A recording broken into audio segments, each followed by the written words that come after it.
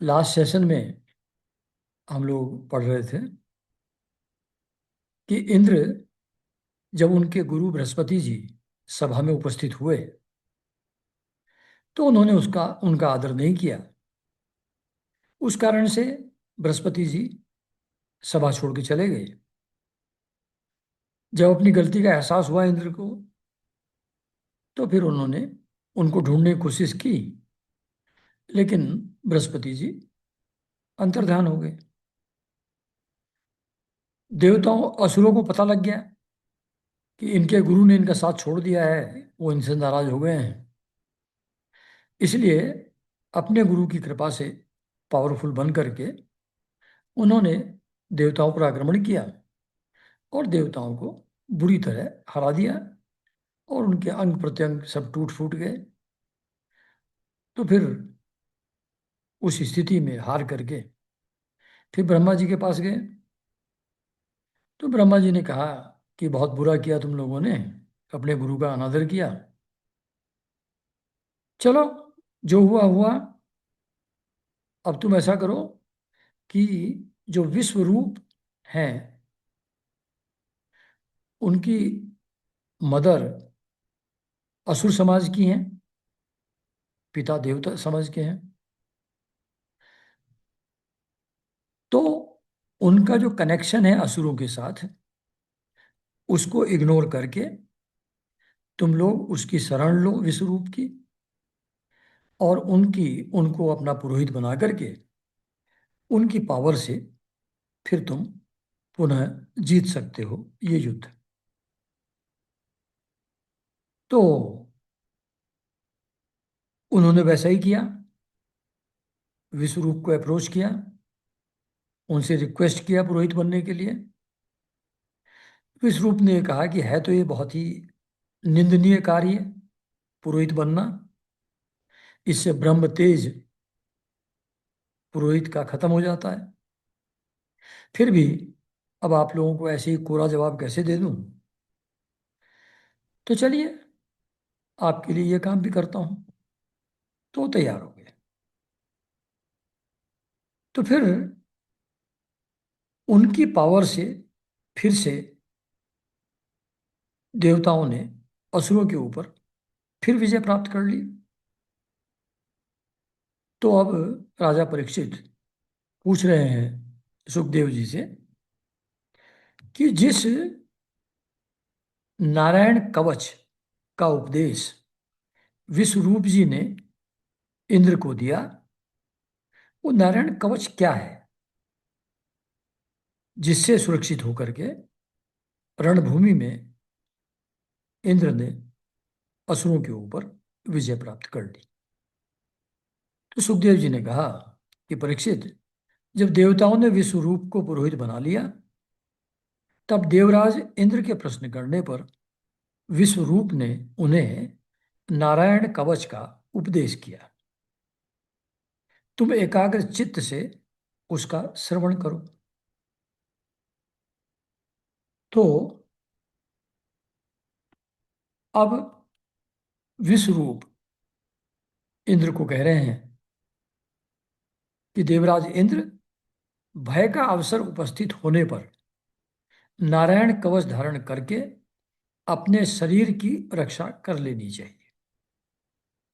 उसकी विधि यह है कि पहले हाथ पैर धोकर आचमन करें, फिर हाथ में कुश की पवित्री धारण करके उत्तर मुंह बैठ जाए। इसके बाद कवच धारण पर्यंत और कुछ न बोलने का निश्चय करके पवित्रता से ओम नमो नारायणाय और ओम नमो भगवते वासुदेवाय, इन मंत्रों के द्वारा हृदय आदि अंग न्यास और अंगुष्ठ आदि कर न्यास करें। है ना? तो ये शरीर के जो अलग अलग अंग होते हैं, हृदय है, सिर है, हाथ हैं, पैर हैं, उन सब का न्यास करते हैं। यानी कि उनको छू करके या उनको स्मरण करके मंत्र को बोलते हैं, जिससे वो अंग पावरफुल हो जाएगा और सेफ हो जाएगा। और जो अंगुष्ठादि करन्यास है, ये है कि जो अपने हाथ में 2 अंगूठे और 10 उंगलियां हैं, 8 उंगलियां हैं, तो एक एक को स्पर्श करके एक एक बार मंत्र बोलते जाते हैं, तो उसको कहते हैं अंगुष्ठादि करन्यास, हाथ का न्यास। तो मतलब शरीर के अंगों और अंगूठे और अंगुलियों, इन चीजों को स्पर्श करके या स्मरण करके मंत्र बोला जाता है, तो इनके अंदर मंत्र प्रतिष्ठित हो जाता है शरीर के अंगों में। तो इन मंत्रों के द्वारा हृदय आदि अंगन्यास और अंगुष्ठादि करन्यास करें। पहले ओम नमो नारायणाय, इस अष्टाक्षर मंत्र से ओम आदि 8 अक्षरों का क्रमशः पैरों, घुटनों, जांघों, पेट, हृदय, वक्षस्थल, मुख और सिर में न्यास करें। मतलब पैर को छुएं और बोलें ओम नमो नारायणाय। फिर घुटनों को छुएं, फिर यही मंत्र बोलें। जांघों को छुएं, फिर यही मंत्र बोलें। इस तरीके से शरीर के डिफरेंट अंगों का, हृदय आदि अंगों का न्यास किया जाता है। अथवा पूर्वोक्त मंत्र से यकार से लेकर ओंकार पर्यंत 8 अक्षरों का सिर से आरंभ करके उन्हीं 8 अंगों में विपरीत क्रम से न्यास करें।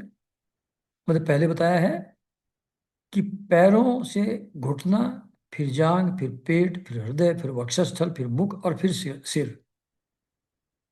पर ऐसा भी कर सकते हैं कि सिर में पहले न्यास करें और उल्टा चलें। सिर, मुख, वक्षस्थल, हृदय, पेट, जांग और घुटना और पैर, इस तरीके से भी न्यास कर सकते हैं।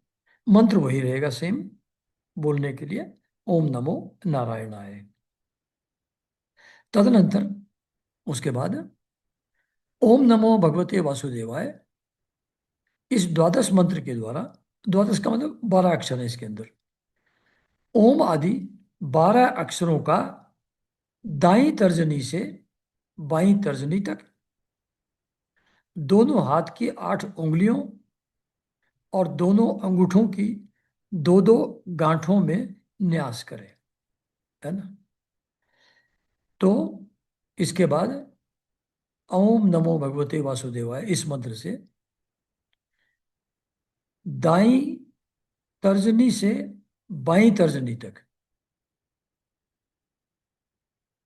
तो पहले दाहिने हाथ की तर्जनी उंगली, फिर उसके साइड वाली, फिर वो, फिर लास्ट में अंगूठा, और सिंपली फिर दूसरे हाथ का अंगूठा और बस मुंह करते करते तर्जनी उंगली तक, छोटी उंगली तक न्यास करें। ये मंत्र बोलते जाएं और एक एक को छूते जाएं। फिर ओम विष्णवे नमः, इस मंत्र के पहले अक्षर ओम के द्वारा हृदय में वी का ब्रह्मरंध्र में, स का भौं के बीच में, अण का चोटी में, वे, ये जो ओम विष्णवे नमः, तो इसमें शब्द हैं ओम, वी, आधा स, न, वे, न, मह, ये अक्षर हैं। तो ओम बोलते हुए हृदय का ध्यान करें, वी बोलते हुए ब्रह्मरंध्र यानी कि जो टॉप रहता है, स भुवों के बीच आज्ञा चक्र, ण चोटी में, वे दोनों नेत्रों के बीच में यहाँ, और न का शरीर की सभी गांठों में न्यास करें। जितने भी ज्वाइंट्स हैं बॉडी के, सब जगह न्यास करें। तदनंतर ओम मह अस्त्राय फट कहकर दिग्बंध करें। इस प्रकार न्यास करने से इस विधि को जानने वाला पुरुष मंत्र स्वरूप हो जाता है। तो ये जो मेथड है, कैसे किया जाए इसको, तो कोई भी ब्राह्मण, अगर हमको किसी को करने की आवश्यकता लगे, करना चाहे तो कोई भी ब्राह्मण ये अंगन्यास और करन्यास, इसकी विधि बहुत ही आसानी से हमको समझा सकता है, और हम लोग उस हिसाब से अंगन्यास कर सकते हैं। उससे ये मंत्र शरीर के अंदर प्रतिष्ठित हो जाता है। वो पुरुष जिसने करन्यास और अंगन्यास कर लिया है इन मंत्रों के द्वारा, वो खुद ही मंत्र स्वरूप हो जाता है, मंत्रमय हो जाता है, वो मंत्र जैसा ही हो जाता है वो व्यक्ति। इसके बाद समग्र ऐश्वर्य, धर्म, यश, लक्ष्मी, ज्ञान और वैराग्य से परिपूर्ण इष्ट देव भगवान का ध्यान करें।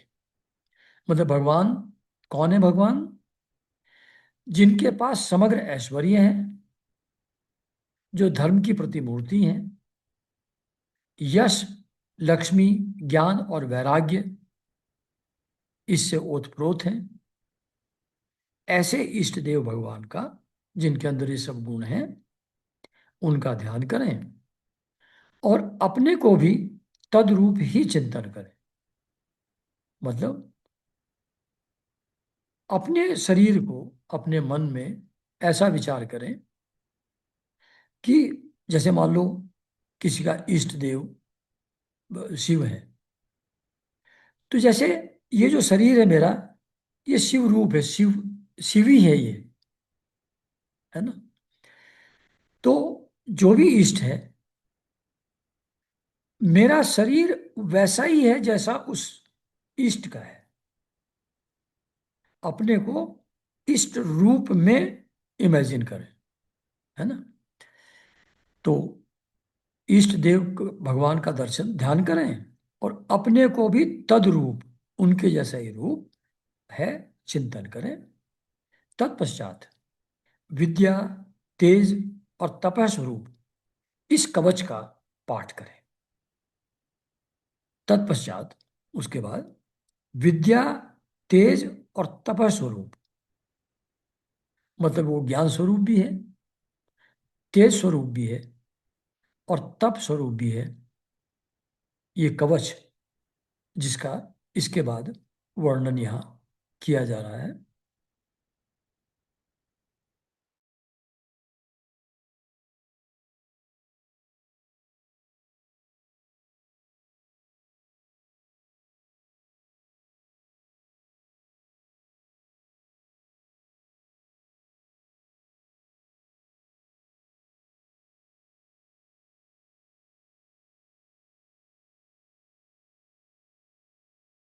ठीक। भगवान श्री हरि गरुड़ जी की पीठ पर अपने चरण कमल रखे हुए हैं।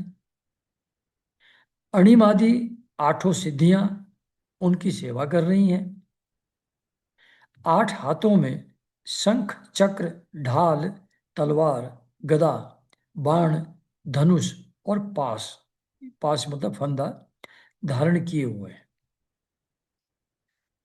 वे वे ही ओंकार स्वरूप प्रभु सब प्रकार से, सब ओर से मेरी रक्षा करें। तो सबसे पहले ये बोलना है, भगवान को इमेजिन करना है, भगवान के इस रूप में देखना है कि वो गरुड़ जी की पीठ पर बैठे हुए हैं, चरण कमल उसके ऊपर रखे हुए हैं, अणिमादी आठों सिद्धियां उनकी सेवा कर रही हैं और उनके आठ हाथ हैं विष्णु जी के। तो कहीं चार दिखाते हैं, कहीं आठ दिखाते हैं। तो जब आठ दिखाते हैं तो शंख, चक्र, ढाल, तलवार, गदा, बाण, धनुष और पास, ये एक एक हाथ में ये आयुध उनके हैं।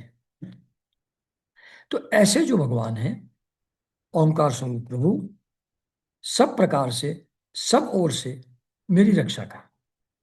तो ये पहला श्लोक बोलना है। ये श्री हरि का आवाहन है। श्री हरि मेरी सब ओर से रक्षा करें। अब हरि के जो अलग अलग अवतार हैं, उनको अलग अलग फिर याद करते हैं। ये नारायण कवच चल रहा है, मतलब ये फर्स्ट श्लोक था। सेकंड में, मत्स्य मूर्ति भगवान जल के भीतर जल जंतुओं से और वरुण के पास से मेरी रक्षा करें। तो पानी के अंदर तो भगवान मत्स्य रूप से रह सकते हैं, इसलिए वहां जो मत्स्य मूर्ति है, मत्स्य अवतार जो भगवान का है, उनका आवाहन करते हैं कि मत्स्य मूर्ति भगवान जल के भीतर जल जंतुओं से और वरुण के पास से। वरुण जल के देवता हैं, तो वहां उनके जो अनुचर हैं वो घूमते रहते हैं, तो वो भी किसी इंट्रूडर को बाहर से आया हुआ जान करके वो भी बांध के ले जा सकते हैं, सभा में प्रस्तुत कर सकते हैं वरुण जी की। तो उनसे भी रक्षा चाहिए। और जल में बहुत भयंकर भयंकर जीव होते हैं जो अटैक करके खा सकते हैं आदमी को। तो कहते हैं कि मत्स्य मूर्ति भगवान जल के भीतर जल जंतुओं से और वरुण के पास से मेरी रक्षा करें। अब माया से ब्रह्मचारी का रूप धारण करने वाले भगवान वामन स्थल पर और विश्व रूप श्री त्रिविक्रम भगवान आकाश में मेरी रक्षा करें। तो ये अलग अलग अवतारों की बात हो रही है। तो वामन भगवान पृथ्वी पर मेरी रक्षा करें। पृथ्वी पर कोई मुझको अटैक करने की कोशिश करे तो वो मुझको बचा लें। आकाश से कुछ अटैक होने लगे तो श्री त्रिविक्रम भगवान जो है वो मेरी रक्षा करें। जिनके घोर अट्टहास से सब दिशाएं गूंज उठी थी और गर्भवती दैत्य पत्नियों के गर्भ गिर गए थे, वे दैत्य यूथपति के शत्रु भगवान नरसिंह किले, जंगल, रणभूमि आदि विकट स्थानों में मेरी रक्षा करें। तो whenever I am in A fort और जंगल और जो रणभूमि में है, वार जोन में है, तो वहां नरसिंह भगवान मेरी रक्षा करें। अपनी दाढ़ों पर पृथ्वी को धारण करने वाले यज्ञ मूर्ति वराह भगवान मार्ग में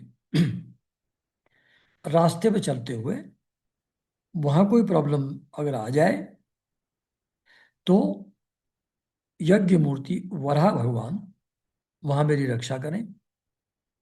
परशुराम जी पर्वतों के शिखरों पर और लक्ष्मण जी के सहित भरत भगवान राम प्रवास के समय, जब कभी टूर पे हों, कहीं बाहर गए हुए हों, तो प्रवास के समय मेरी रक्षा करें। भगवान नारायण मारण, मोहन आदि भयंकर अभिचारों और सब प्रकार के प्रमादों से मेरी रक्षा करें। तो बहुत से लोग हैं जो मारण और मोहन, मोहन का मतलब वशीकरण, अपने वश में कर लेना। तो भगवान नारायण मारण, जो आपका हार्म तंत्र के द्वारा कोई कर सकता है, ऐसे ही वशीकरण के द्वारा कोई आपकी बुद्धि को ऐसा चेंज कर सकता है कि आप उसके वश में हो जाएं और उसके सम्मोहन में जो आदमी वो कहे फिर आप वैसा ही करें। तो मारण और मोहन से बचने के लिए ये इन चीज़ों को करने के लिए अभिचार किए जाते हैं, तांत्रिक विधियां अपनाई जाती हैं। उन सब से भगवान नारायण मेरी रक्षा करें और प्रमादों से भी मेरी रक्षा करें, मतलब आलस्य, तंद्रा, इन चीजों से। ऋषि श्रेष्ठ नर, जैसे जो ऋषि थे, भगवान दो ऋषियों के रूप में अवतरित हुए थे, नर और नारायण। तो नारायण जो है वो तो मारण और मोहन से मेरी रक्षा करें और प्रमाद से करें, और जो नर हैं वो गर्व से, अभिमान, अहंकार, इसके कंट्रोल में ना आ जाऊं, गर्व से वो नर, ऋषि नर, उनका आह्वान किया जाता है गर्व से बचने के लिए। और योगेश्वर भगवान दत्तात्रेय योग के विघ्नों से, जो भी योग साधना हम लोग करते हैं उसमें कोई विघ्न उपस्थित न हो, विघ्न से रक्षा के लिए भगवान दत्तात्रेय की सहायता मांग रहे हैं। और त्रिगुणाधिपति भगवान कपिल कर्म बंधनों से मेरी रक्षा करें। मतलब हम भी जो भी अच्छा या बुरा काम करते हैं उससे कर्म बंधन क्रिएट होते हैं। ये कर्म बंधन न बने, या पुराने कर्म बंधनों के फलस्वरूप जो सिचुएशन अनफोल्ड हो रही है, उससे जो प्रॉब्लम हो रही है, उससे बचने के लिए भगवान कपिल की सहायता मांगते हैं। परम ऋषि सनत कुमार कामदेव से, जो सबसे पावरफुल डिजायर है वो सेक्सुअल डिजायर है। और सनत कुमार है बाल ब्रह्मचारी, नैष्ठिक ब्रह्मचारी हैं। उनके पास काम वासना फटक नहीं पाती। तो कामदेव से बचने के लिए, सेक्सुअल डिजायर से बचने के लिए सनत कुमार जी से हेल्प मांगी जा रही है। हयग्रीव भगवान मार्ग में चलते समय देव मूर्तियों को नमस्कार आदि न करने के अपराध से, तो रास्ते में जब हम लोग चलते हैं तो बहुत सारे मंदिर देवी देवताओं के सड़क के किनारे बने रहते हैं, आप उनको नमस्कार करना भूल गए तो वो अपराध हो जाता है। नमस्कार करना भूल गए तो उसका कोई निगेटिव कॉन्सिक्वेंस आ सकता है। तो ऐसा अनजाने में जो गलतियां हो जाएं, उनसे बचने के लिए ये हयग्रीव भगवान की शरण मांगी जा रही है। और देवऋषि नारद सेवा अपराधों से सुरक्षा करें। तो सेवा अपराध काउंट कराए गए हैं, 32 किस्म के हैं सेवा अपराध।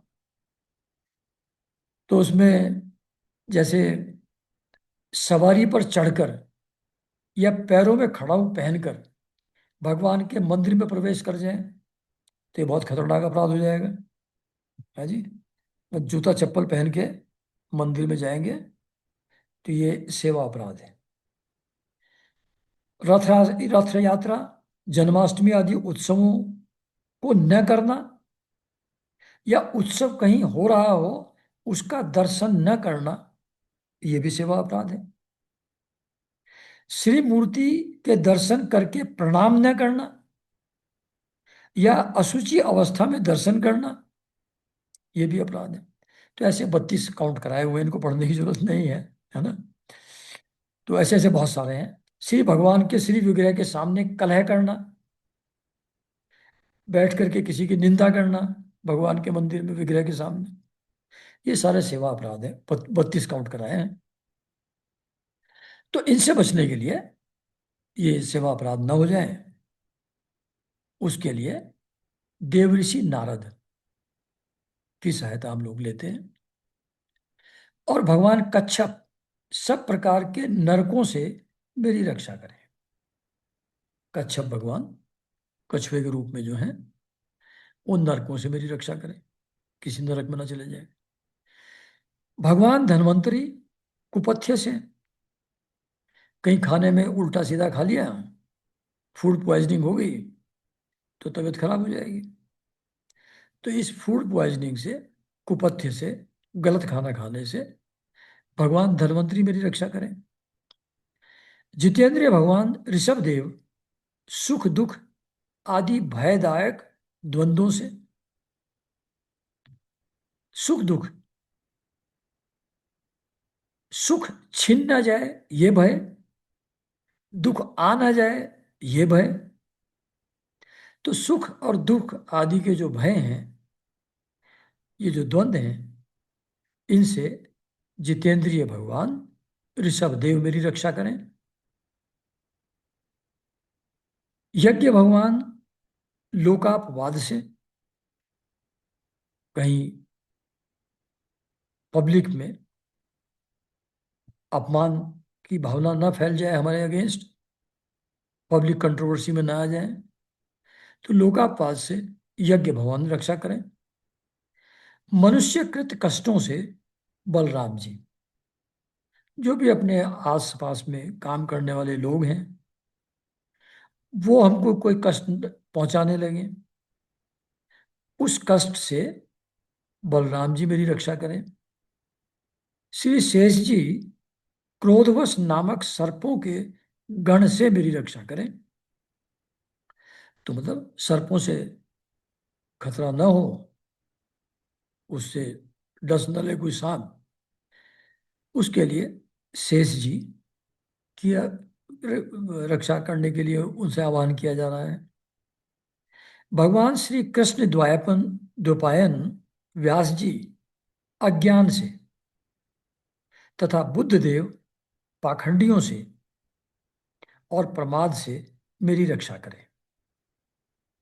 तो व्यास जी, क्योंकि सारे गीता है, उपनिषद है, महाभारत है, ये सारे लिखे हुए हैं वेद व्यास जी के। सारे पुराण वेद व्यास जी के लिखे हुए हैं, मतलब ज्ञान की पराकाष्ठा है वो। तो अज्ञान से व्यास जी मेरी रक्षा करें और बुद्ध देव पाखंडियों से रक्षा करें और प्रमाद से रक्षा करें।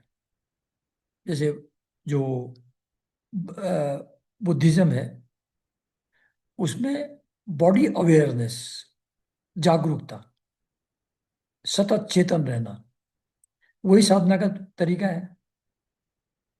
तो उसमें कहीं प्रमाद ना हो जाए, आलस्य ना हो जाए, तंद्रा ना आ जाए, उससे वो चेतन बने रहना, अवेक अवेक रहना मुश्किल हो जाएगा। तो पाखंडियों से और प्रमाद से भगवान बुद्ध मेरी रक्षा करें। धर्म रक्षा के लिए महान अवतार धारण करने वाले भगवान कल की पाप बहुल कली काल के दोषों से मेरी रक्षा करें। कलयुग के जितने दोष हैं जिसमें बहुत निगेटिव टेंडेंसीज, काम क्रोध मद लोभ भय बहुत हावी हो जाते हैं, लोग एक दूसरे के लिए बहुत गलत विचार रखते हैं, उनके अगेंस्ट एक्शन लेते हैं। तो ये जो इतने टाइप के बहुत सारे दोष हैं कली काल के, उनसे भगवान कल की मेरी रक्षा करें। प्रातःकाल भगवान केशव अपनी गदा लेकर, कुछ दिन चढ़ आने पर भगवान गोविंद अपनी बांसुरी लेकर, दोपहर के पहले भगवान नारायण अपनी तीक्ष्ण शक्ति लेकर, और दोपहर को भगवान विष्णु चक्रराज सुदर्शन लेकर मेरी रक्षा करें। मतलब एक आदमी है, रक्षा करने के लिए कितने आदमी चाहिए? अच्छा। तीसरे पहर में भगवान मधुसूदन अपना प्रचंड धनुष लेकर मेरी रक्षा करें। सायकाल में ब्रह्मा आदि त्रिमूर्तिधारी माधव, सूर्यास्त के बाद ऋषिकेश, अर्धरात्रि के पूर्व तथा अर्धरात्रि के समय अकेले भगवान पद्मनाभ मेरी रक्षा करें। पद्मनाभ का मतलब विष्णु। रात्रि के पिछले प्रहर में श्री वत्स लांछन श्री हरि, उषा काल में खड़गधारी भगवान जनार्दन, सूर्योदय से पूर्व श्री दामोदर, और संपूर्ण संध्याओं में काल मूर्ति भगवान विश्वेश्वर मेरी रक्षा करें। सुदर्शन, अब सुदर्शन चक्र से आह्वान किया जा रहा है। आपका आकार चक्र यानी कि रथ के पहिए की तरह है। आपके किनारे का भाग प्रलयकालीन अग्नि के समान अत्यंत तीव्र है। आप भगवान की प्रेरणा से सब ओर घूमते रहते हैं। जैसे आग वायु की सहायता से सूखे घास फूस को जला डालती है, वैसे ही आप हमारी शत्रु सेना को शीघ्र से शीघ्र जला दीजिए, जला दीजिए। तो सुदर्शन चक्र से रिक्वेस्ट की जा रही है कि आप तो सब जगह घूमते ही रहते हैं, तो जो मेरे सामने शत्रु सेना जब हो तो उसको आप घूम करके पूरी शत्रु सेना को जला डालिए। कौमुद की गदा से अब रिक्वेस्ट कर रहे हैं, मतलब जो भगवान के 8 हाथों में 8 आयुध है ना, उनका सबका एक एक बार आह्वान करेंगे अब ये। कौमुद की गदा, आपसे छूटने वाली चिंगारियों का स्पर्श वज्र के समान असह्य है। आप भगवान अजित की प्रिया हैं और मैं उनका सेवक हूं। तो यहाँ अपने आप को भगवान अजित का सेवक बता रहे हैं और कह रहे हैं कि जो आपसे छूटने वाली, आपकी गदा से छूटने वाली चिंगारियां हैं वो ऐसा ही हैं। इसलिए आप कुष्मांड, विनायक, रक्ष, यक्ष, राक्षस, भूत और प्रेत आदि ग्रहों को भी अभी कुचल डालिए, कुचल डालिए तथा मेरे शत्रुओं को चूर चूर कर दीजिए। अच्छा जी। शंख श्रेष्ठ, आप भगवान श्री कृष्ण के फूंकने से भयंकर शब्द करके मेरे शत्रुओं का दिल दहला दीजिए और यातुधाम, प्रमथ, प्रेत, मातृका, पिशाच तथा ब्रह्म राक्षस आदि भयावने प्राणियों को यहां से झटपट भगा दीजिए। तो शंख से रक्षा करने के लिए कहा जा रहा है कि आप इतना भयंकर शब्द करिए जिससे शत्रुओं के दिल दहल जाए, और जो यातुधान, प्रमथ, प्रेत, मातृका, पिशाच और ब्रह्म राक्षस हैं, ये सारे जो भयानक प्राणी हैं वो उस आवाज को सुन करके झटपट यहां से भाग जाएं और मुझको कोई हानि ना पहुंचा पाए। इसलिए आप ऐसा कीजिए। भगवान की प्यारी तलवार, आपकी धार बहुत तीक्ष्ण है। आप भगवान की प्रेरणा से मेरे शत्रुओं को छिन्न भिन्न कर दीजिए। भगवान की प्यारी ढाल, आप में सैकड़ों चंद्राकार मंडल हैं, सर्कल से सैकड़ों चमकदार। आप पाप दृष्टि पापात्मा शत्रुओं की आंखें बंद कर दीजिए और उन्हें सदा के लिए अंधा बना दीजिए। बहुत खतरनाक रिक्वेस्ट चल रही है सब। अच्छा। तो फिर सूर्य आदि ग्रह, धूमकेतु यानी कि पुच्छल तारे, केतु, दुष्ट मनुष्य, सर्पादि रेंगने वाले जंतु, दाढ़ों वाले हिंसक पशु, भूत प्रेत आदि तथा प्राणियों से हमें जो जो भय हों और जो जो हमारे मंगल के विरोधी हों, वे सभी भगवान के नाम, रूप तथा आयुधों का कीर्तन करने से तत्काल नष्ट हो जाए। मतलब हमारे जितने शत्रु हैं, चाहे वो मनुष्य के रूप में हों, चाहे ग्रह नक्षत्रों के रूप में हों, चाहे हिंसक पशु पक्षियों के रूप में हों, चाहे भूत प्रेत के रूप में हों, तो जो भी हमारे मंगल, हमारे कल्याण के जो विरोधी हैं, इन सब को आप तत्काल नष्ट कर दीजिए। ऐसा बृहद, रथंतर आदि सामवेदीय स्तोत्रों से जिनकी स्तुति की जाती है, वे वेद मूर्ति भगवान गरुड़, तो कहते हैं कि भगवान गरुड़ जब उड़ते हैं तो उनके पंख ऑब्वियसली बहुत विशाल हैं, और जब वो ऊपर नीचे फड़कते हैं, मूव करते हैं, उनसे एक आवाज पैदा होती है हवा में जब उनका मूवमेंट होता है। वो आवाज ऐसी मधुर होती है जैसे साम वेद के मंत्र हों।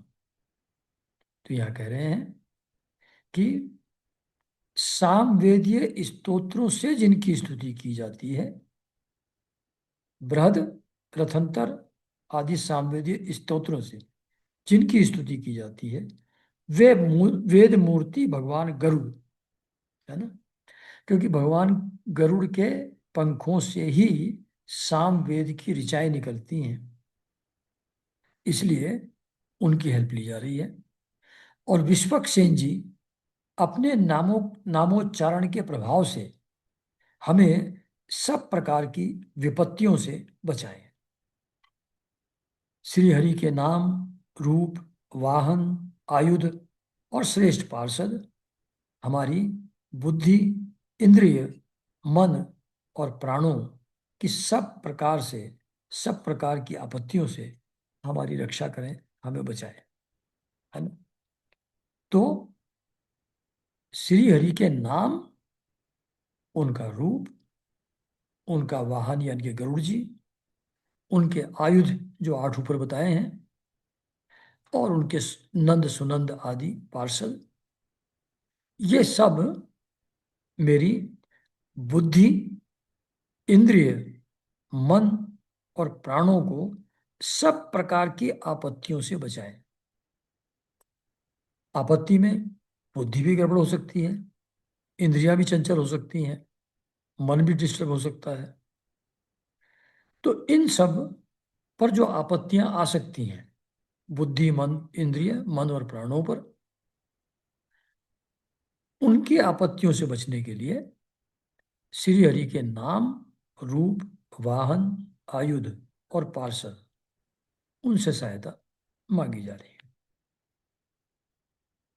जितना भी कार्य अथवा कारण रूप जगत है, वह वास्तव में भगवान ही है।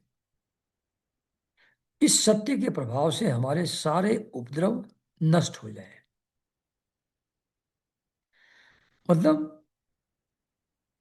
जितना भी कार्य अथवा कारण रूप जगत है, यानी कि जो मैनिफेस्ट वर्ल्ड हम लोग अपने चारों तरफ देखते हैं, जो भी वनस्पति, पेड़ पौधे, जीव जंतु, मनुष्य, जो भी दिखाई पड़ता है चारों तरफ, ये वास्तव में भगवान ही हैं इन सब रूपों में।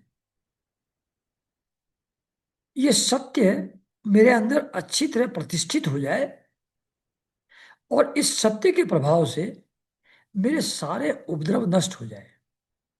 क्योंकि जैसे ही ये समझ वास्तव में गहन हो जाए कि सब रूप में भगवान ही हैं, तो फिर किसी भी चीज से क्या कष्ट, क्या गिला शिकवा, क्या हो सकता है, क्या प्रॉब्लम हो सकती है? सभी रूप में तो भगवान है। तो जो भी हो रहा है वो भगवान ही कर रहे हैं, जो हो रहा है भगवान के साथ ही हो रहा है। तो फिर किसी तरीके का उपद्रव मन में नहीं रहेगा। जब हम दूसरे को एग्रेसर समझते हैं, दूसरे को पृथक समझते हैं, और जिसको हम अपना हित समझ रहे हैं उसके अगेंस्ट जब कोई कार्य करता है, मालूम पड़ता है हमको, तो सारे उपद्रव होते हैं, मन बुद्धि तब उस डिस्टर्ब होती है। अगर ये समझ गहन हो जाए कि सब रूपों में भगवान ही लीला कर रहे हैं, सब रूपों में वे ही हैं, फिर किसी प्रकार के डिस्टरबेंस का मन में कोई आधार बच ही नहीं जाता। तो ये कह रहे हैं कि जितना भी कार्य अथवा कारण रूप जगत है, वह वास्तव में भगवान ही है। इस सत्य के प्रभाव से हमारे सारे उपद्रव नष्ट हो जाएं, ऐसी रिक्वेस्ट कर रहे हैं। जो लोग ब्रह्म और आत्मा की एकता का अनुभव कर चुके हैं, उनकी दृष्टि में भगवान का स्वरूप समस्त विकल्पों यानी कि भेदों से रहित है। फिर भी वे अपनी माया शक्ति के द्वारा भूषण, आयुध और रूप नामक शक्तियों को धारण करते हैं। यह बात निश्चित रूप से सत्य है।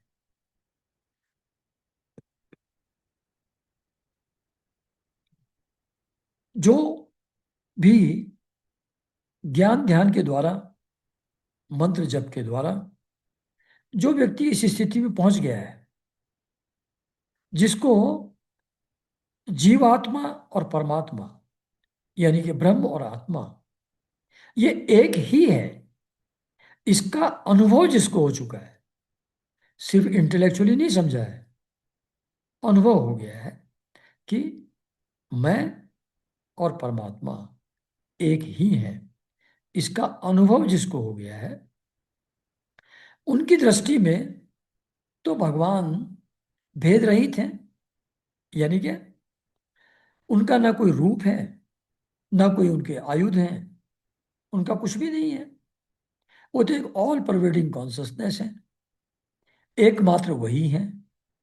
जो एकमात्र है, जो अनंत है, उसका रूप तो हो ही नहीं सकता। रूप तो हमेशा किसी लिमिटेड चीज का होता है। तो ये जो ब्रह्म और जीवात्मा की एकता का अनुभव कर चुका है, उसके लिए तो भगवान सभी भेदों से रहित हैं। फिर भी वो है तो निर्गुण और निराकार, सर्वव्यापी, रूप रहित।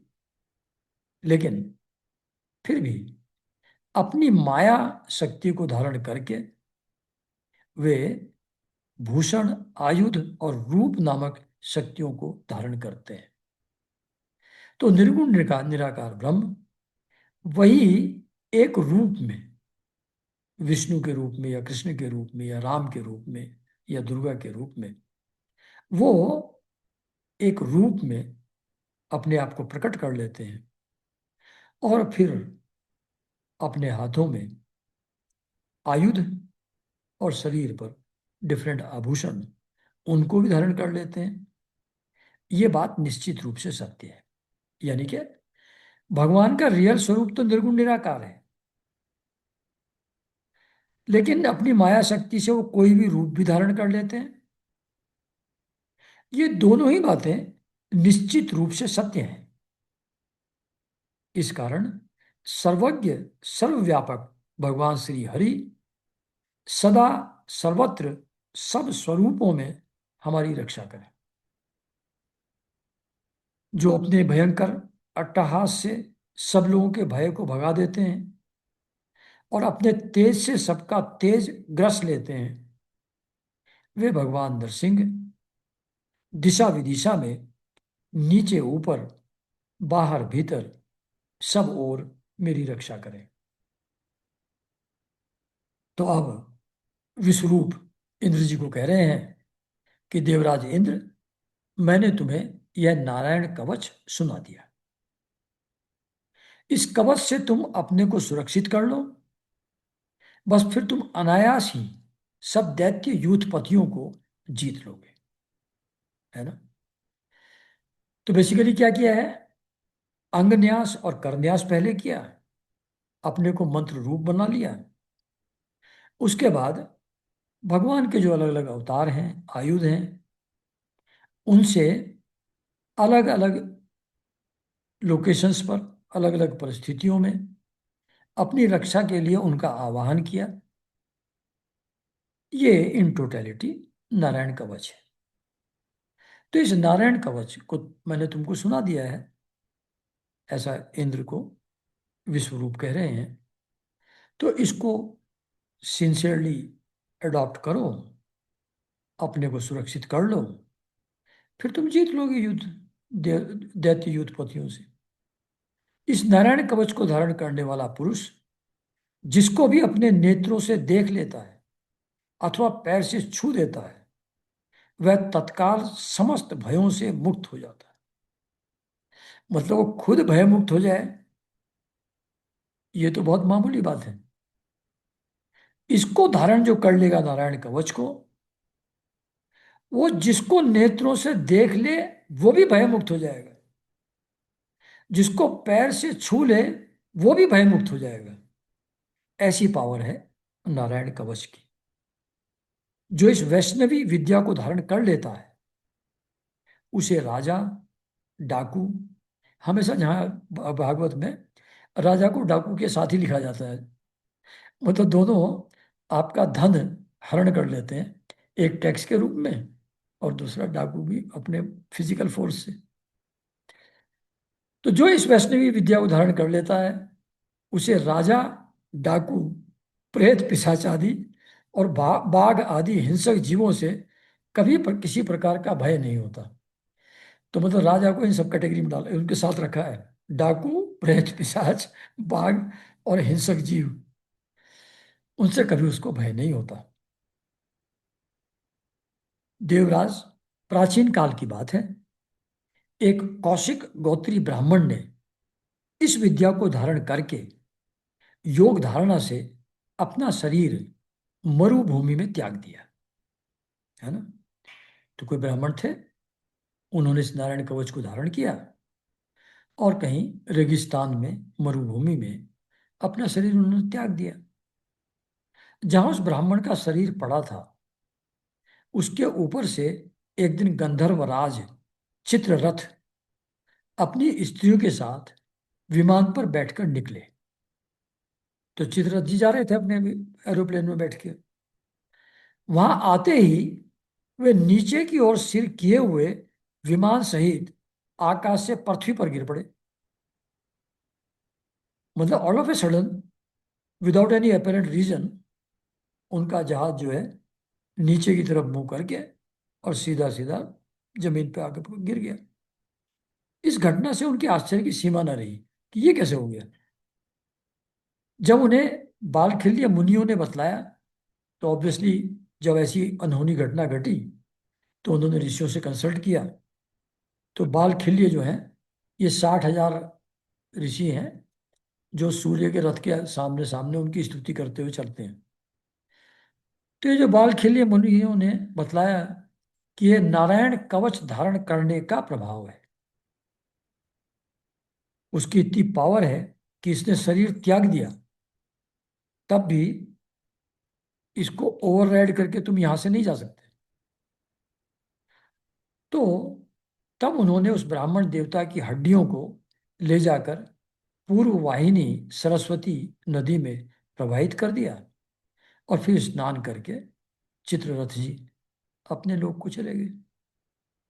तो सुखदेव जी कहते हैं, परीक्षित, जो पुरुष इस नारायण कवच को समय पर सुनता है और जो आदर पूर्वक इसे धारण करता है, उसके सामने सभी प्राणी आदर से झुक जाते हैं और वह सब प्रकार के भयों से मुक्त हो जाता है।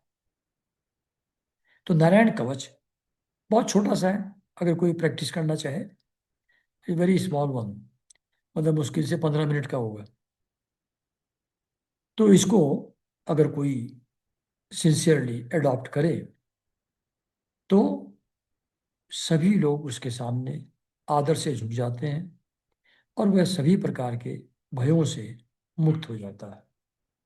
परीक्षित, सतक्रतु इंद्र ने आचार्य विश्वरूप जी से यह वैष्णवी विद्या प्राप्त करके रणभूमि में असुरों को जीत लिया और वे त्रैलोक्य लक्ष्मी का उपभोग करने लगे, है ना। तो ये था नारायण कवच का उपदेश जो विश्वरूप जी ने इंद्र को दिया। बहुत ही सिंपल है। यहाँ ये चैप्टर समाप्त होता है। अब जो इंद्र जी ने उसके बाद क्या किया, जीत लिया जब असुरों को और त्रिलोक्य लक्ष्मी का उपभोग करने लगे, तब सुनिए क्या कमाल किया उन्होंने। तो चैप्टर का हेडिंग है, विश्वरूप का वध, वृत्तासुर द्वारा देवताओं की हार और भगवान की प्रेरणा से देवताओं का दधीची ऋषि के पास जाना। तो सुखदेव जी कहते हैं कि परीक्षित, हमने सुना है विश्वरूप के 3 सिर थे, 3 सिर थे उसके। वे एक मुंह से सोमरस और दूसरे से सुरा पीते थे। तो सोमरस तो देवताओं का पेय है, सुरा असुरों का है। पर जैसा मैंने पहले बताया कि वो पिताजी देवता थे, माँ असुर वंश की थी, तो वो सोमरस भी एक मुंह से पी लेते थे, दूसरे सुरा पी लेते थे और तीसरे से अन्न खाते थे। उनके पिता त्वष्टा आदि 12 आदि देवता थे। 12 आदित्य जो हैं ये जो देवता थे वो विश्वरूप के पिता थे, इसलिए वे यज्ञ के समय प्रत्यक्ष रूप से ऊंचे स्वर से बोलकर बड़े विनय के साथ देवताओं को आहुति देते थे। जब यज्ञ करते थे तो जोर से मंत्र बोल करके आहुति देवताओं को देते थे, क्योंकि वो त्वष्टा आदि आदित्य देवताओं के पुत्र थे। ये तो प्रत्यक्ष रूप से करते थे, दिखा करके सामने सामने, लेकिन छिप छिप करके असुरों को भी आहुति आहुति दिया करते थे। माँ के प्रति प्रेम था, उससे असुरों के साथ भी कनेक्शन था, तो आहुति छिप करके असुरों को भी दिया करते थे विष्णु जी। उनकी माता असुर कुल की थी, इसलिए वे मातृ स्नेह के वशीभूत होकर यज्ञ करते समय उस प्रकार असुरों को भाग पहुंचाया करते थे। देवराज इंद्र ने देखा कि इस प्रकार वे देवताओं का अपराध है और धर्म की ओट में कपट कर रहे हैं। मतलब जो हेल्प मिली उसके लिए कृतज्ञता नहीं, और असुरों को जो आहुति दे दे रहे हैं उनको भी कुछ पावर पहुंचा दे रहे हैं। उन्होंने कहा ये तो बहुत ही गलत कर रहा है विष्णु। तो देवराज ने देखा, तो इससे इंद्र डर गए। मतलब अगर ये आहुति असुरों को भी देते रहेंगे, फिर ऐसा ना हो कहीं वो फिर से पावरफुल होकर के फिर मुझको हरा दें। तो इंद्र डर गए और क्रोध में भरकर उन्होंने बड़ी फुर्ती से उनके तीनों सिर काट लिए। हाँ, तो जिसकी सहायता से जीतिया है युद्ध, उसके तीनों सिर काट ली इंद्र जी ने। विश्वरूप का सोमरस पीने वाला सिर पपीहा, और सुरापान करने वाला सर गोरैया, और अन्न खोने खाने वाला तीतर हो गया। तीनों जो मुंह थे उनके, तो एक पपीहा, एक गौरैया और एक तीतर हो गया।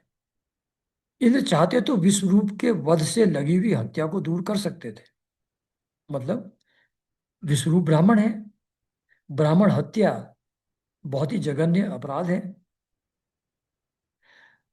उस ब्रह्म हत्या के कारण से जो उनको पाप लगा, उसको चाहते तो कोई ना कोई प्रायश्चित करके इंद्र दूर कर सकते थे, परंतु उन्होंने ऐसा करना उचित न समझा, वरन हाथ जोड़कर उसे स्वीकार कर लिया तथा एक वर्ष तक उससे छूटने का कोई उपाय न किया। इस पाप से छूटने के लिए एक साल तक कुछ नहीं किया। तदनंतर सब लोगों के सामने अपनी शुद्धि प्रकट करने के लिए उन्होंने अपनी ब्रह्म हत्या को 4 हिस्सों में बांटकर पृथ्वी, जल, वृक्ष और स्त्रियों को दे दिया। जो ब्रह्म हत्या इनको लगी थी, उसका पाप लगा था, तो उन्होंने रिक्वेस्ट किया कि भाई ले लो कोई इसको, हत्या को, पाप को मेरे ऊपर से। तो पृथ्वी, जल, वृक्ष और स्त्रियों को 1/4 1/4 जो पाप था वो उन्होंने बांट दिया। तो परीक्षित जी, पृथ्वी ने बदले में यह वरदान लेकर कि जहां कहीं गड्ढा होगा वह समय पर अपने आप भर जाएगा, इंद्र की ब्रह्म हत्या का चतुर्थांश स्वीकार कर लिया। जहां भी गड्ढा हो जाए टाइम के साथ वो भर जाए, ये वरदान इंद्र से लेकर के 1/4 उन्होंने एक्सेप्ट कर लिया पृथ्वी ने। वही ब्रह्म हत्या पृथ्वी पर कहीं कहीं ऊसर के रूप में दिखाई पड़ती है। तो ये जो रेगिस्तान रहते हैं, ऊसर भूमि होती है जहाँ फसल पैदा नहीं होती, ये वही जगह है जहाँ इंद्र जी का चतुर्थ अंश पाप का पृथ्वी ने लिया था, उसका इफेक्ट है। दूसरा चतुर्थांश वर्षों ने लिया, वृक्षों ने लिया। उन्होंने उन्हें यह वर मिला कि उनका कोई हिस्सा कट जाने पर फिर से जम जाएगा। पेड़ की ब्रांच काट दो, फिर से उगाएगी। उनमें अब भी गोंद के रूप में ब्रह्म हत्या दिखाई देती है। जो पेड़ में गोंद निकलता है वो पाप जो इंद्र का है गोंद के रूप में उससे वृक्ष से प्रकट हो गया। स्त्रियों ने यह वर पाकर कि वे सर्वदा पुरुष का सहवास कर सकें, ब्रह्म हत्या का तीसरा चतुर्थांश स्वीकार कर लिया। मतलब फीमेल में नॉर्मली सेक्सुअल डिजायर से भी तभी होती है जब गर्भ धारण करना हो। सारे जीव जंतु में वैसा ही होता है। तो औरतों ने कहा कि सिर्फ वो वंस इन ए वाइल, जब कंसेप्शन की टाइम आए, सिर्फ उस समय न होकर के हम लोग सेक्स हमेशा एंजॉय कर पाए, ये वरदान हमको दीजिए तो हम आपसे ले लें चौथा हिस्सा जो पाप का है। तो ये वरदान पा करके स्त्रियों ने चतुर्थांश स्वीकार कर लिया। उनकी ब्रह्महत्या प्रत्येक महीने में रज के रूप से दिखाई पड़ती है। तो जो मंथली चार्ज है वो इस कारण से होता है। जल ने यह वर पाकर कि खर्च करते रहने पर भी निर्जर आदि के रूप में तुम्हारी बढ़ती ही होती रहेगी। पानी निकाल लो कुएं से तो उसमें स्रोत से पानी आता ही रहेगा। ब्रह्म हत्या का चौथा चतुर्थांश स्वीकार कर लिया। फेन, बुदबुद आदि जो गंदगी तैरती है पानी के ऊपर, वो ब्रह्म हत्या का चौथा भाग है जो जल के ऊपर दिखाई पड़ता है फेन और बुदबुद के रूप में। अतएव मनुष्य उसे हटाकर जल ग्रहण किया करते हैं, है ना। तो ये विश्व रूप का इंद्र ने वध कर दिया। उसके पाप से छूटने के लिए वन फोर्थ करके उसको डिस्ट्रीब्यूट कर दिया पृथ्वी, जल, वृक्षों और स्त्रियों में। ये काम यहां पूर्ण हुआ। अब जो विश्वरूप के पिता हैं, ऑब्वियसली उनके बेटे के सर काट दिए इंद्र ने, तो त्वष्टा जी बहुत नाराज हुए। तो फिर उसका बदला वो कैसे लेते हैं, ये हम लोग अगले सत्र में, अगले संडे बात करेंगे। तब तक के लिए नमस्कार। Thank you.